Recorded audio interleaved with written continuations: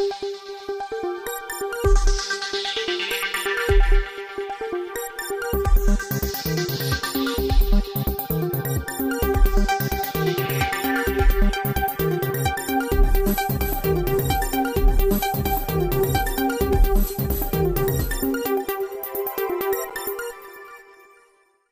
salam sejahtera seluruh rakyat Malaysia. Berita hari ini dipetik daripada malaysiadeadline.com bertajuk 9 tahun Najib jadi Perdana Menteri, dia buat apa?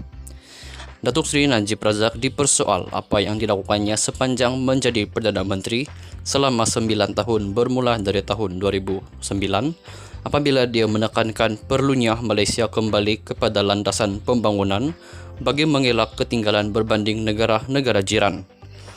Tokoh wartawan veteran Datuk Abdul Qadir Jassin berpendapat pelaksanaan projek transit aliran ringan, projek transit aliran massa MRT dan transit aliran ringan 3 LRT3 di Lembah Kelang adalah penerusan dan perluasan projek yang bermula pada zaman Tun Dr. Mahathir Mohamad lagi.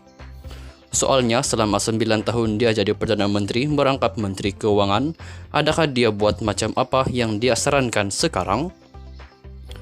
Idea original Najib adalah ambil ahli TIA, iaitu Lembaga Pelaburan Terengganu, daripada Kerajaan Terengganu dan tukar jadi 1MDB atau lebih dikenali sebagai One Malaysia Development Berhad, yang akhirnya rakyat jelata tanggung hutang lebih RM50 bilion ringgit.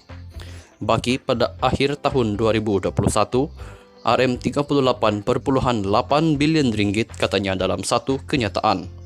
Bekas penasihat komunikasi dan media kepada Perdana Menteri itu berkata, prestasi ekonomi pada zaman Najib sebagai Perdana Menteri boleh dibandingkan dengan sejak almarhum Tunku Abdul Rahman untuk lebih jelas.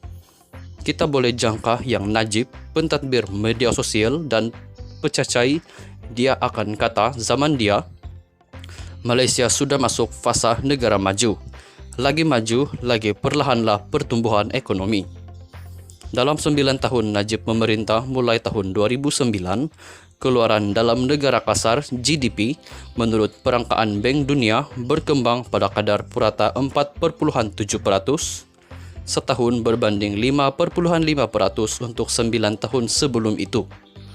Bandingkan pula dengan zaman almarhum Tunku Abdul Rahman 6.5%, Tunku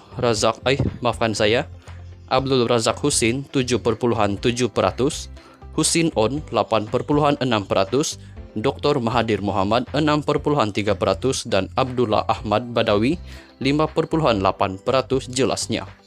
Abdul Qadir turut berkata ekonomi Malaysia hanya berupaya tumbuh purata 1.7% setahun sepanjang tahun 2018 hingga tahun 2021 dengan segala masalah global dan dalam negara. Memandangkan pertumbuhan ekonomi kita yang jatuh secara berterusan sejak 2 dekad yang lalu, kita memerlukan lebih daripada Najib untuk menjadi guru ekonomi.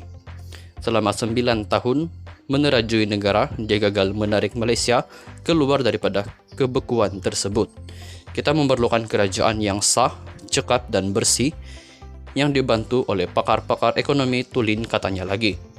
Untuk rekod, Najib yang juga ahli Parlimen Pekan mencipta rekod sebagai satu-satunya Perdana Menteri yang diperkatakan banyak pihak sebagai kleptokrat, bahkan dijatuhi hukuman penjara 12 tahun dan denda RM210 juta ringgit.